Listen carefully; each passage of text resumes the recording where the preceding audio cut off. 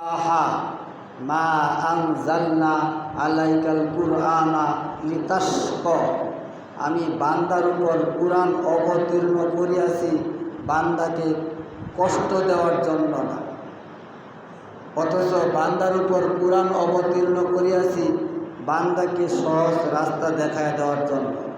আপনি রাস্তা হারায় ফেলেছেন, আপনাকে আল্লাহ তাআলা রাস্তা দেখায় দিলেন। লা ইউকাল্লিফুল্লাহু নাফসান ইল্লা উসআহা, বান্দার উপর এমন বোঝা দেয় না বান্দা যেই বোঝা নিতে পারবে না। যেমন কিছু মানুষ জালিয়াতি হাদিস বানানোর কারণে মানুষের উপর চলা কথা বলা কঠিন হয়ে যায়। যেমন একদল জালেম, তারা আবার ঘোষণা দেয় নাকি আলেম। আল্লাহ তাদের ব্যাপারে বললেন জালেম, তারা আবার ঘোষণা দেয় আলেম। একদল জালেম লোক, তারা নামাজ ভঙ্গের কারণ বাইর করলেন 19টি। প্রথম নাম্বার কারণ বাইর করল কেরাত অশুদ্ধ করলে নামাজ বাতিল। এইটা হলো জালিয়াতি কথা। অথচ হাদিসের দ্বারা প্রমাণিত আছে, মুসলিমের 1747 নম্বর হাদিস, আল মাহিরু বিল কুরআন ওয়ায়াতাতাউ ফিহি ওয়া হুয়া আলাইহি শাক্কুন লাহু আজরান। কুরআন তেলাওয়াত করলে কিছু মানুষকে আল্লাহ তাআলা দ্বিগুণ নেকি দেয়, আর কিছু মানুষকে আল্লাহ তাআলা কুরআন তেলাওয়াত করার পর কিয়ামতের দিন তাদের সাথে সম্মানিত লেখক ফেরেশতাগণ থাকিবে বলি সুবহানাল্লাহ। কিয়ামতের দিন, বিচারের দিন কিছু মানুষের সাথে সম্মানিত লেখক ফেরেশতাগণ তাদের সাথে থাকিবে। তারা কারা? যারা কুরআন বুঝিয়া সুন্দর করিয়া তেলাওয়াত করতে পারে, তাদের সাথে সম্মানিত লেখক ফেরেশতাগণ থাকিবে। এখন যারা বলে কুরআন অশুদ্ধ করলে নামাজ হয় না, তাহলে আমি দেখতে চাই এই এলাকার ভিতরে কয়জন কুরআন শুদ্ধ করে পারে, তাহলে তো সকলের নামাজ বাতিল। এটা জালিয়াতি কথা। আলেম নামে জালেম, এই কথাটা যারা বানাইল তারা বলছে নামাজে কেরাত অশুদ্ধ করলে নামাজ বাতিল। অথচ মুসলিমের 1747 নম্বর হাদিস, এই হাদিসের দ্বারা বুঝাই দিলেন, আল্লাহ তাআলা কোরআনের আয়াতেও জানাই দিলেন, মা আনজালনা আলাইকাল কুরআনা লিতাশকা, বান্দার উপর কোরআন অবতীর্ণ করিয়াছি সহজ করার জন্য। সূরা বাকারার 1 আয়াতে ইরশাদ করলেন, লা ইউকাল্লিফুল্লাহু নাফসান ইল্লা উসআহা, বান্দার উপর আমি বড় বোঝা দেই নাই যে বোঝা বান্দা নিতে পারবে না। তাহলে কোরআনের আয়াতে হাদিসে সহজ করলেন, আলেম নামে কিছু লোক জালেম, তারা কঠিন করলেন। অথচ আল্লাহ রাসূলের একজন সাহাবী উমর রাদিয়াল্লাহু তাআলা আনহু একজন সাহাবীকে ধরলেন, ধরার পর রাসূলের নিকট নিয়ে গেলেন। নিয়ে যায় বললেন, ইয়া রাসূলুল্লাহ, দেখেন ইনি কিভাবে কোরআন তেলাওয়াত করে। তখন আল্লাহ রাসূল বললেন, তুমি কোরআন তেলাওয়াত করো। তখন সে কোরআন তেলাওয়াত করলো, ওয়াত্তুহি ওয়াল্লাইলি ইযা সাজি মা ওয়াদ্দাকা রব্বুকা ওয়া মা ক্বালি ওয়ালাল আখিরাতু খায়রুল লাকা মিনাল উলি ওয়ালা সাওফা ইউতিকা রব্বুকা ফাতারদি। এইভাবে সে কোরআন তেলাওয়াত করবে। তখন আল্লাহ রাসূল বললেন, কোরআন 7 ভাগে নাজিল হয়েছে, এইভাবেও কোরআন তেলাওয়াত করা চলবে বলি সুবহানাল্লাহ। তা আমরা কিছু মানুষ বুঝে না তারা হাদিস তারা নাম্বার সহ বলতে পারে না, বানোয়াট জাল জয়ীব হাদিস তারা বলে। আর আমি আপনাদের সামনে যে হাদিসগুলো বলি নাম্বার সহ হাদিস, কোরআনের আয়াতের নাম্বার, হাদিসের নাম্বার। আপনারা দেখবেন, ভুল হলে আমাকে সংশোধন করবেন। যে হাদিসটা বললাম এইটা যদি থাকে, কোরআনের আয়াতে যদি এটা থাকে, তাহলে কি আপনার কোনো সন্দেহ থাকার কথা, ভয় লাগার কথা? তাহলে আমরা কোরআন হাদিস না বুঝে যারা বলি যে এইভাবে কোরআন তেলাওয়াত করলে হয় না, আসলে ভাই আপনি এই হাদিসটা জানেন না, এই জন্য আপনি বলেন। যেহেতু আল্লাহ তাআলাই সহজ করে দিলেন, আপনি কেন কঠিন করেন? হ্যাঁ, আপনি সহি শুদ্ধ করিয়া বুঝিয়া কোরআন তেলাওয়াত করার চেষ্টা করেন, তাহলে আপনার সাথে কিয়ামতের দিন সম্মানিত লেখক ফেরেশতাগণ আপনার সাথে থাকবে, বলি সুবহানাল্লাহ। আর যদি আপনি চেষ্টা করার পর না পারেন, ভুল কোরআন তেলাওয়াত করেন, তবু আপনাকে দ্বিগুণ নেকি দেওয়া হয়, এই হাদিসের দ্বারা প্রমাণিত। মুসলিমের 1747 নম্বর হাদিস, আল মাহির বিল কুরআন। কোরআন তেলাওয়াত করবেন কিভাবে? আল মাহির বিল কুরআন মা আস-সাফারাতিল কিরামিল বারারা ওয়াল্লাযী ইয়াকরাউল কুরআন ওয়া ইয়াতাতাউ ফি ওয়া হুয়া আলাইহি শাক্কুল লাহু আজরান তাকে ডবল নেকি দেওয়া হয়। তাহলে কি আপনার জন্য সহজ হলো না ভাই, কঠিন হয়েছে? কথা বোঝা যায় না? কঠিন হয়েছে? পারবেন শুদ্ধ করে তেলাওয়াত করতে অর্থ সহ?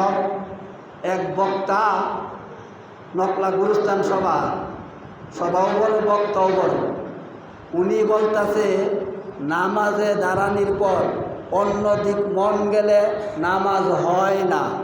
আপনারা বলেন তো দেখি, এরকম এখানে কে আছেন? আমি নাই, আপনারা থাকতে পারেন। রাসূলুল্লাহ সাল্লাল্লাহু আলাইহি ওয়াসাল্লাম যখন মসজিদে ইমামতি করলেন, করার পর নামাজে দাঁড়ানির পর মসজিদের পাশে ছোট ছোট সন্তান কান্নার আওয়াজ কানে আসলো। আসার পর রাসূল ওই দিন সূরা ফালাক আর সূরা নাস ছোট্ট ছোট্ট দুইটা সূরা দিয়া ফজরের সালাত শেষ করলেন। তাহলে কি রাসূলের কান্নার আওয়াজ কানে পাইল না পাইল না? পাইল। তাহলে ওই বড় মৌলানা ইন্নাহু কানা জলুমান জাহুলা, এটা আলেম না, এটা জালেম। রাসূল কান্নার শব্দ পাওয়ার পর ছোট সূরাতে নামাজ শেষ করলেন।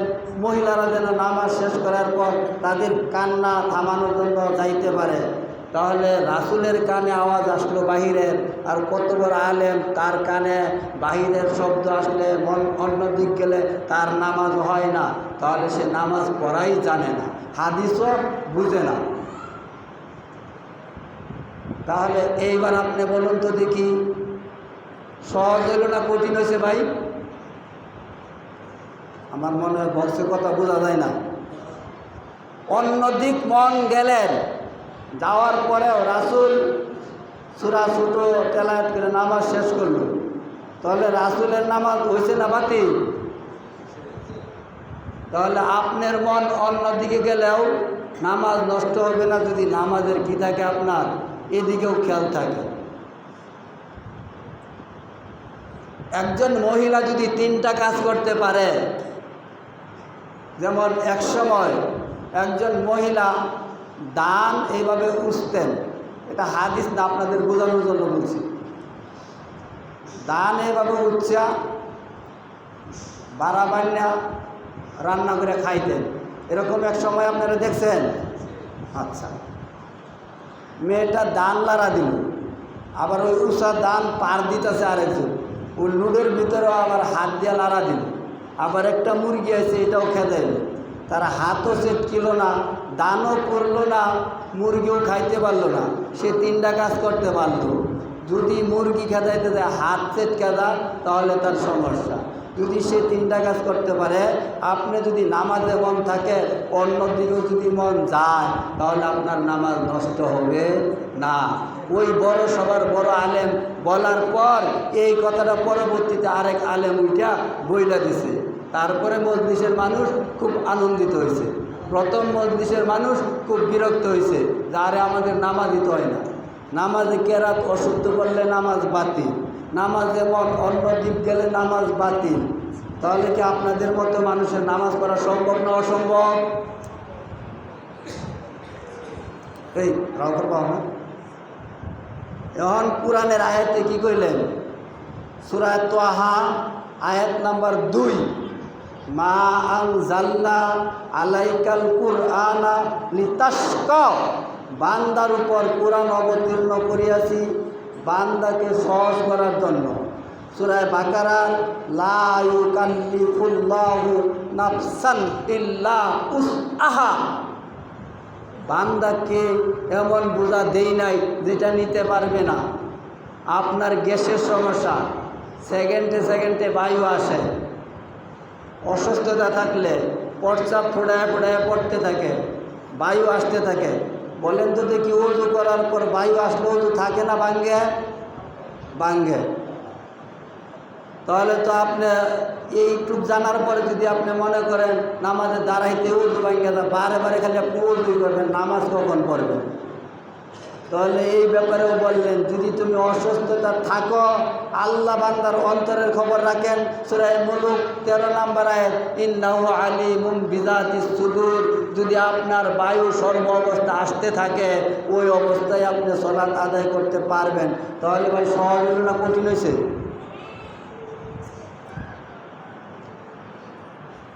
যে কথাগুলো সহজ এটি বলি, আবার যেটি কঠিন এটাও বলি।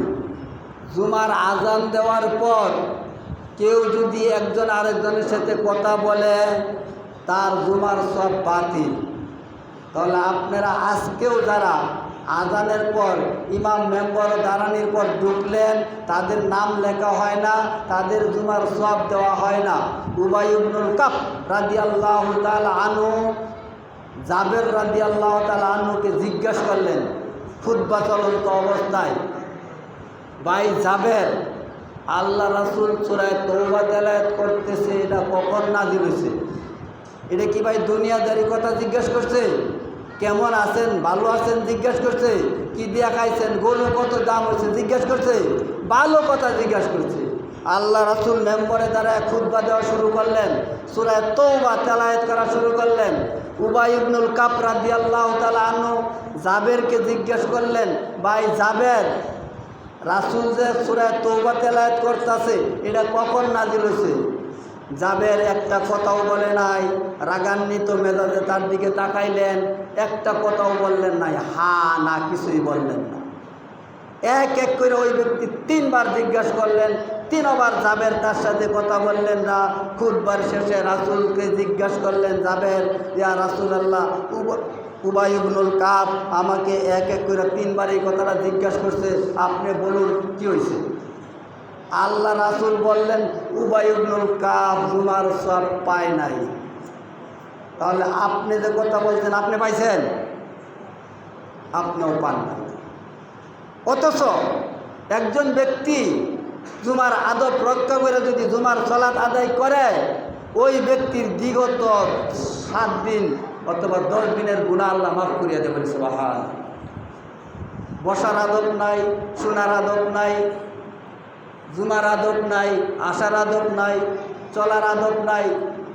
বেয়াদবকে আপনিও পছন্দ করেন না, আল্লাহও পছন্দ করে না। আদবকে আপনিও পছন্দ করেন, আল্লাহও পছন্দ করেন। মসজিদের আদব হইল চুপ করিয়া বসিয়া থাকে। কোরআনের আয়াত, ফাইদা কুরিয়াল কুরআন ফাসতামিউ লাহু ওয়ানসিতু লাআল্লাকুম তুরহামুন। এই কথা আমার মনে হয় আজকে আপনি নতুন শুনেন নাই। সূরা আরাফ আয়াত নাম্বার 204। কোরআন হাদিসের মাজলিসে বসার পর কথা বলা যাবে না, হারাম।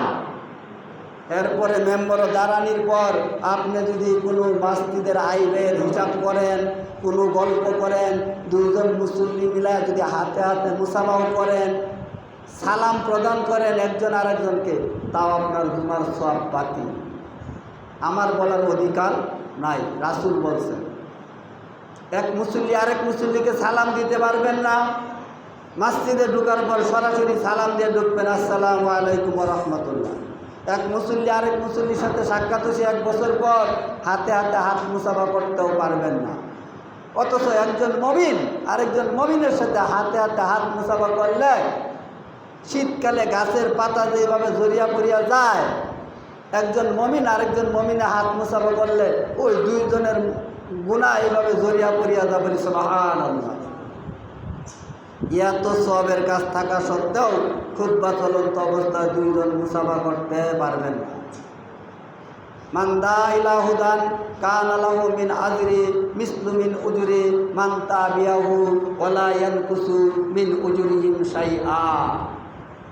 ওই ব্যক্তির সবচেয়ে বেশি নেকি হয় আর ওই ব্যক্তির সবচেয়ে বেশি পাপ হয় যে ব্যক্তি সৎ কাজের আহ্বান করে, অসৎ কাজের নিষেধ করে।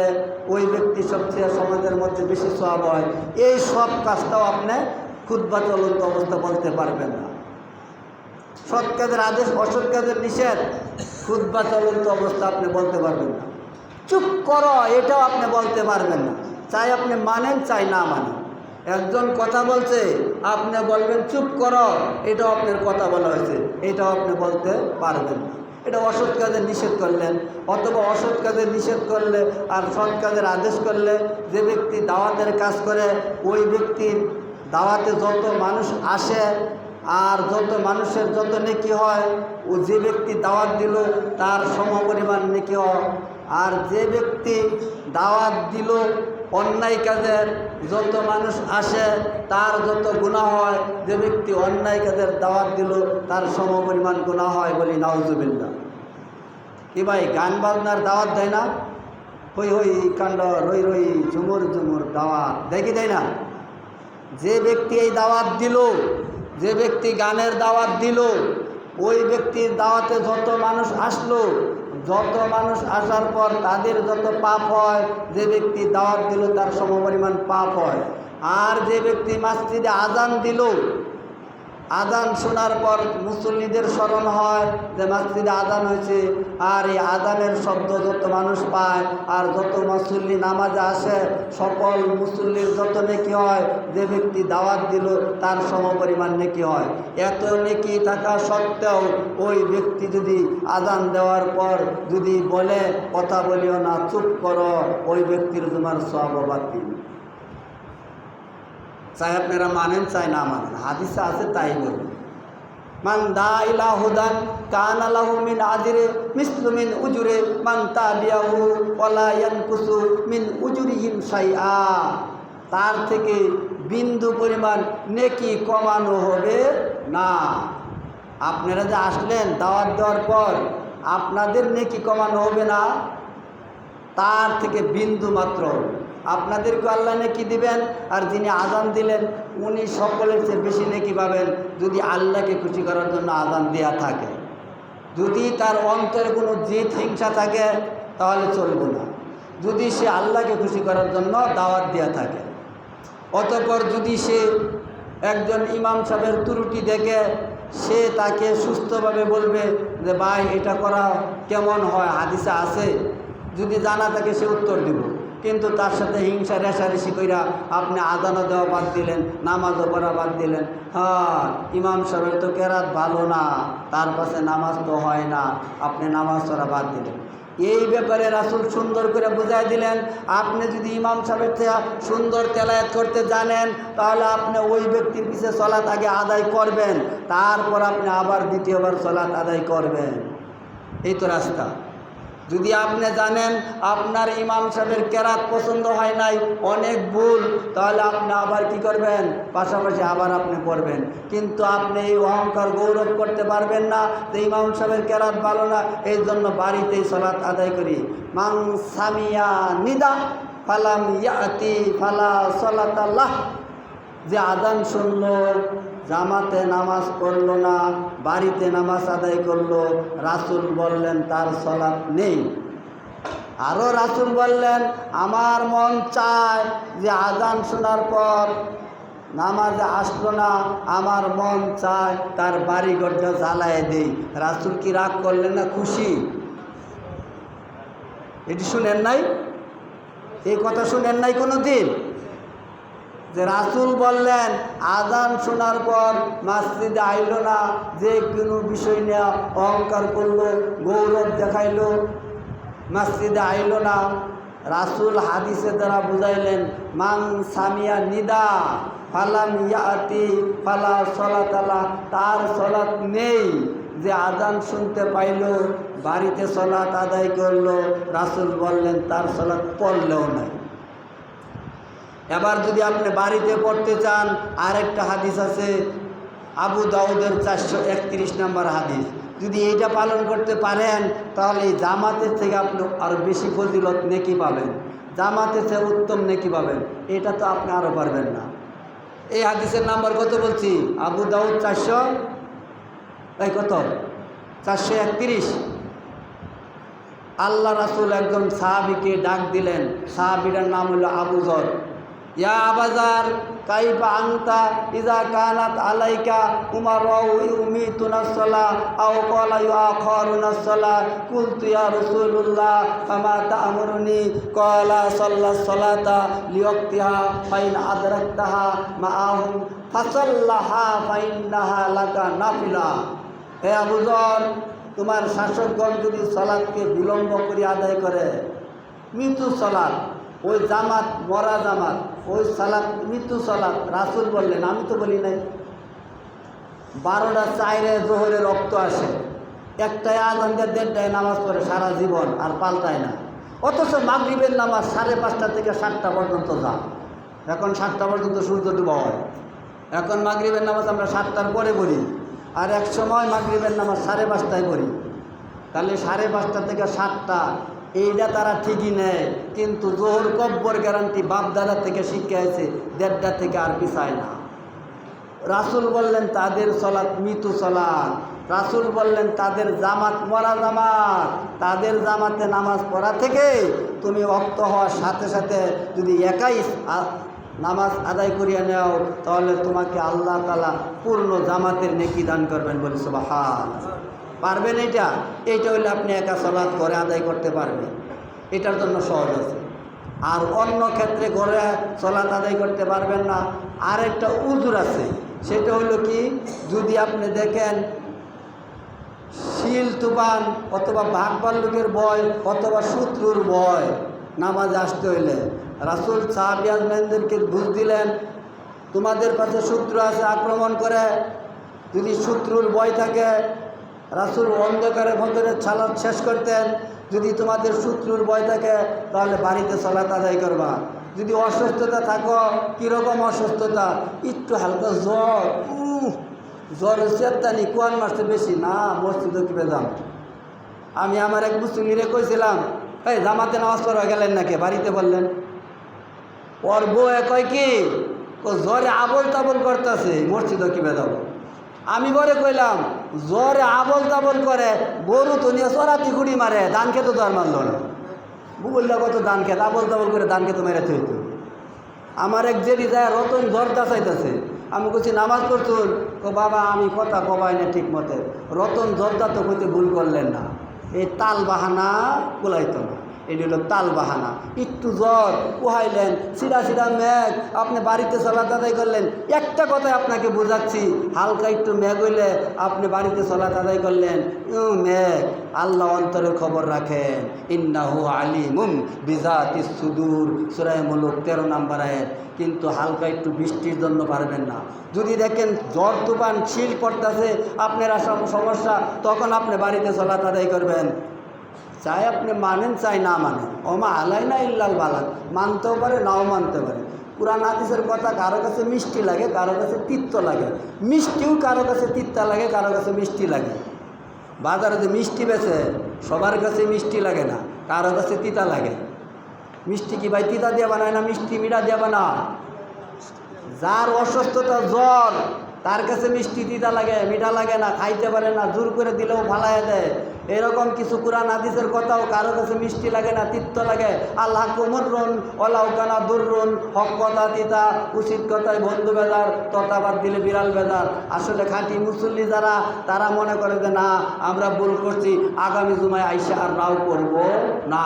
এটা সে প্রতিযোগিতা করবে, মনে মনে জেহাদ করবে, আল্লাহ ভুল করছি মাপ চাই। যদি ওই ব্যক্তি মাপ চায় যে আমি আজকেও রাও করছি, কথা কইছি, আল্লাহ আমি মাপ চাই, আল্লাহ মাপ দেওয়ার জন্য প্রস্তুত, আল্লাহ তৌবা কবুল করার জন্য প্রস্তুত। তখন আপনার জ্ঞান আছে, যখন তৌবা করদাম শিগায়ে পেইগাম্বরি, অক্তে পীরে গর্গে জালেম বিষয়ে পরেশগারি। জোয়ান বয়সে তৌবা করা পেইগাম্বরি সমতুল্য, আর বৃদ্ধ বয়সে তৌবা করা নাকরে বাঘের সমতুল্য।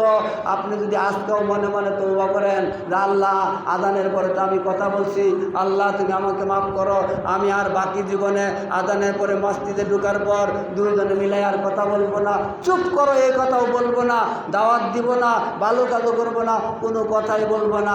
যদি আপনি এইটা নিয়ত করতে পারেন, তৌবা করতে পারেন, সূরার নাম সূরা ফুরকান, আয়াত নাম্বার 70, ইল্লামান তাবা, যদি সে তৌবা করে, ও আমানা, যদি নতুন করে ঈমান আনে, ও আমিলা, যদি আমল শুরু করে, ও আমালান, যদি আমলে চলে শুরু করে, ফাউলাইকা ইউবাদদিলুল্লাহু সাইয়্যাতিহিম হাসানা, ওই বান্দার গুনাহ মাফ করিয়া শেষ করবেন না, ওই গুনার জায়গাটা আল্লাহ তাআলা নেকি দিয়া পূর্ণ করিয়া দিবেন। বলি সুবহানাল্লাহ। আইরে সুবহানাল্লাহ শব্দ। ঘুমাইছে ব্যক্তি, গোল, এটা কইতে ঘুম নাই, সারা রাত জায়গাতে ঘুম নাই, ফজর নামাজের সময় ঘুমের সজাগ পায় না, আর একটু জরুরি আবল তাবল করে নামাজ পড়বার যায় না। তাল বাহানা একটাও কুলাইতো না, যা বলছি ঠিকই বলছি, আপনি চাই মানেন চাই না মানেন। একবার একজন মুমিন বান্দা যদি একবার বলে সুবহানাল্লাহ, আল্লাহ রাসূল বললেন তামলাউ মা বাইনাস সামাওয়াতি ওয়াল আরদ, আসমান এবং জমিনের মাঝখানের ফাঁকা জায়গাটুক নেকি দিয়া ভরপুর করিয়া দে। বলি একবার সুবহানাল্লাহ।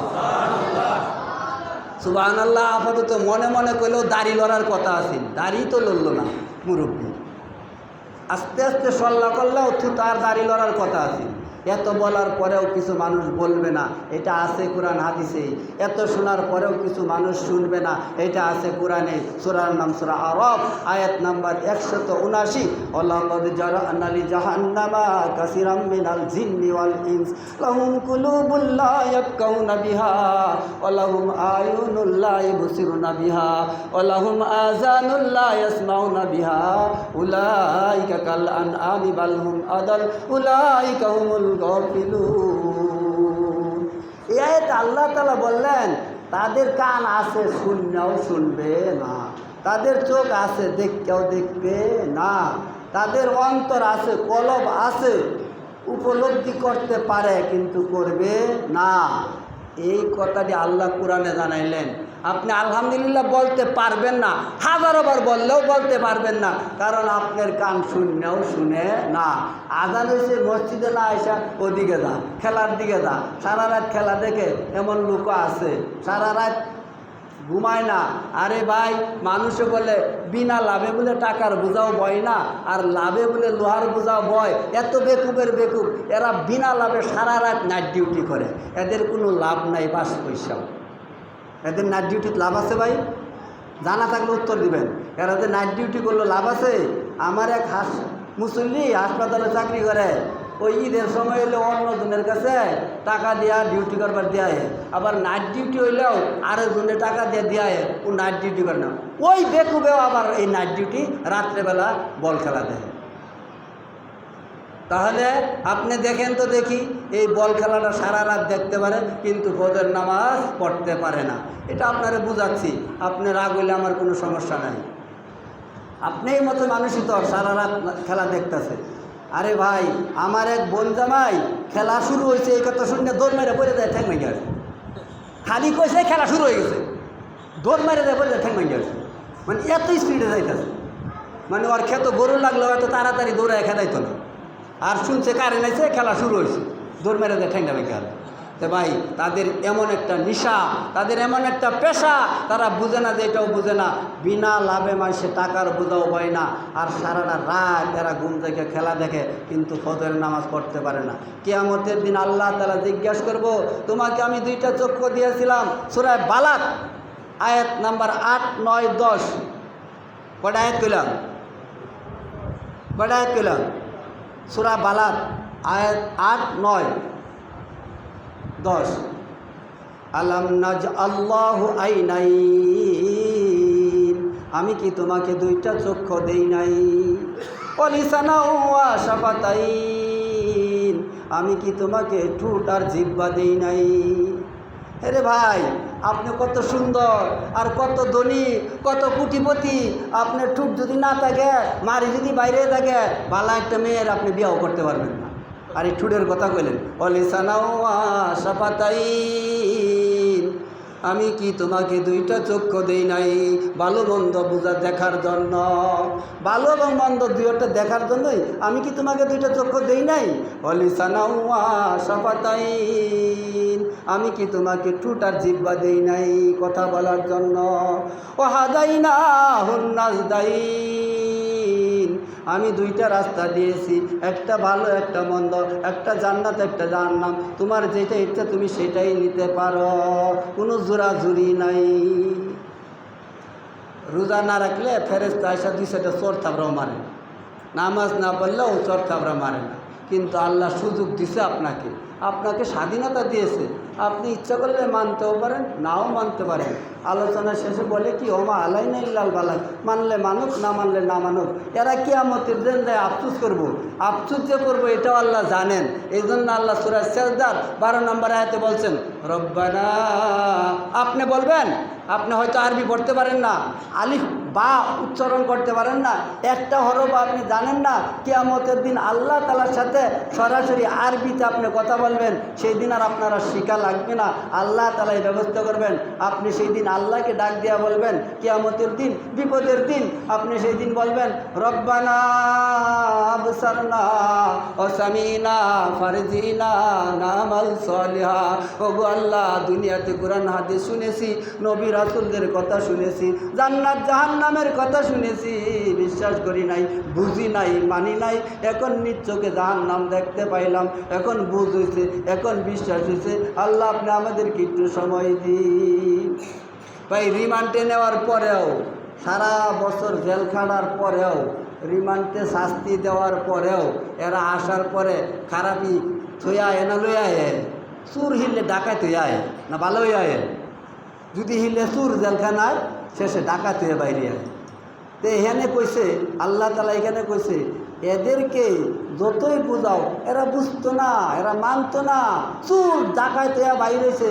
এদেরকে জেলখানায় এত রাখা হয়েছে, এত শাস্তি দেওয়া হয়েছে, রিমান্ড টেনে এত কষ্ট দেওয়া হয়েছে, এদেরকে এত কষ্ট দেওয়া হয়। এটা দুনিয়ার নগদ প্রমাণ, দুনিয়ার নগদ শাস্তি।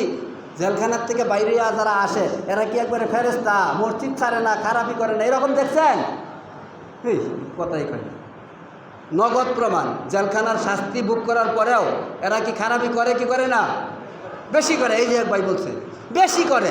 তদ্রুপ এই সমস্ত মানুষ কোরআন হাদিস শোনার পরেও এরা বেশি করবো। এরা যেই সেই, এই যে একদল আইসে খাইতেছে, গল্প করতেছে, এদেরকে লাড়িতে পিটানির দরকার। এদেরকে কোরআনে আয়াতে না করছে, এদেরকে মসজিদে আনা নিষেধ।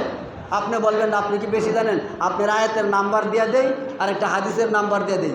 এই যে এইখানে 3-4টে বইছে, এটি একখানে যে তাস খেলানির মুখ যেরকম, এই 4টার মুখ একরকম কইরা খালি গল্প করতেছে। এই 4টা যদি পাশে থাকতো লাড়িতে একটা গুতা মারতাম।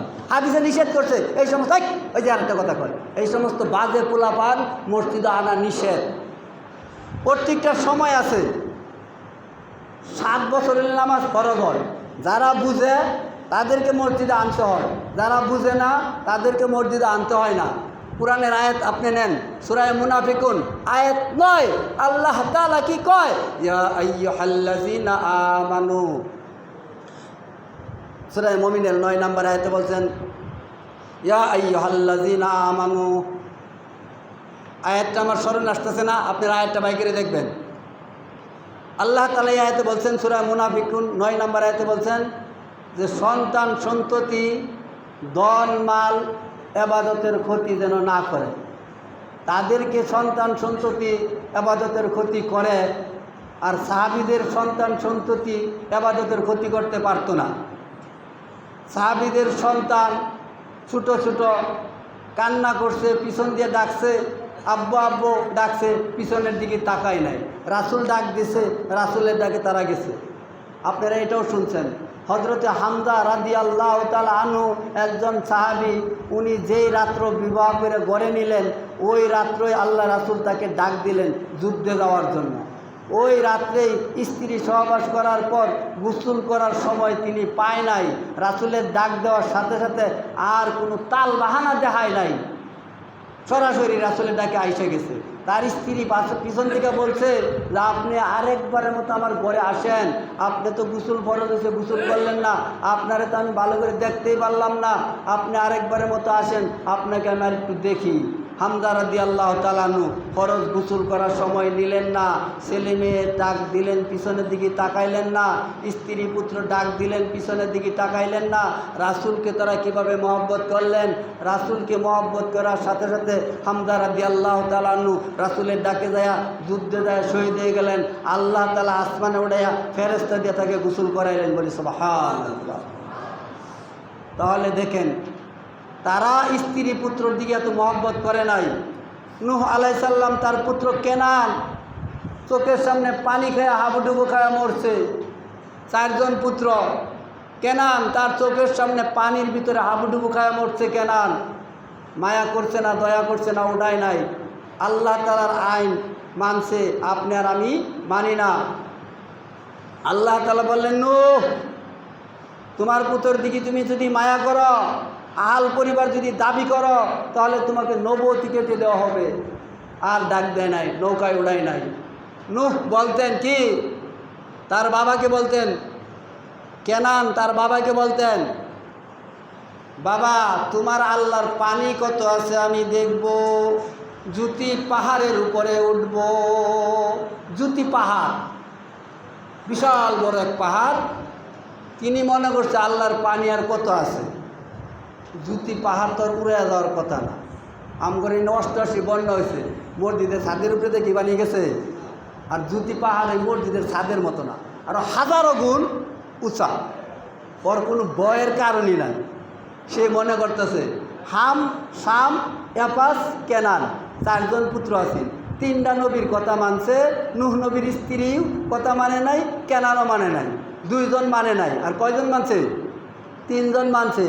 4 জন পুত্র হাম, শাম, এপাস 3 জন কথা মানছে, নবীর আল্লাহর কথা মানছে। আর নূহ আলাইহিস সালামের স্ত্রী আল্লাহর কথা মানে নাই, নবীর কথা মানে নাই, নবীকে বলছে এটা পাগল। আর কেনান বলছে তোর আল্লাহর পানি কত আছে দেখব, আমি জুতি পাহাড়ের উপর উঠব। আর এই জুতি পাহাড়ের উপর দেয়া আল্লাহ তাআলা কেনানকে হাবুডুবু খায় মারলেন, দয়া করলেন না। আর আপনার ছেলে মসজিদে আইসা ডিস্টার্ব করে, গল্প করে, কান্নাকাটি করে, এদেরকে আপনি মসজিদে নিয়ে আসেন। ইয়া আইয়ুহাল্লাযীনা আমানু আয়াতটা স্মরণ আসলে অন্যদিন বলবো, যদি পরবর্তীতে হয় আপনারা দেখবেন। সূরা মুনাফিকুন 9 নম্বর আয়াত। এই আয়াতে বলছেন, সন্তান সন্ততি ধন মাল তোমাদের যেন ইবাদতের ক্ষতি না করে। আমাদের মায়েদের ইবাদতের ক্ষতি করে সন্তান। আরে ছোটো সন্তান, এটারে যদি এরকম কান্না করা শুরু করে তাহলে নামাজের ক্ষতি হয়। এই জন্য কী করবেন, আপনারা ছোটো ছেলে মেয়ে আনবেন না। 7 বছর নামাজের সময় হইলে যারা বুঝে তাদেরকে আনবেন। আর যারা 7 বছর হয় নাই, 3 বছর 4 বছর বুঝে না, এদেরকে মসজিদে আনবেন না, এদেরকে বাড়িতে রাইখে আসবেন। মানতেন না যে এটাও ঠিক, কিন্তু এরপরেও পোলাপান চুপ করাইতে পারবেন আপনারা না। ইমাম সাহেব বলবো, আসার আগে আপনারা বলবেন। যাই হোক, আপনাদের সামনে যে আলোচনাটা করতে চেয়েছিলাম সেই আলোচনাটা করার সুযোগ পাইলাম না। আপনারা বিভিন্ন লাইনে গল্প করলেন। আল্লাহ তাআলা আমাদেরকে সে আমল করার তৌফিক দান করুক, সকলে বলে আমিন।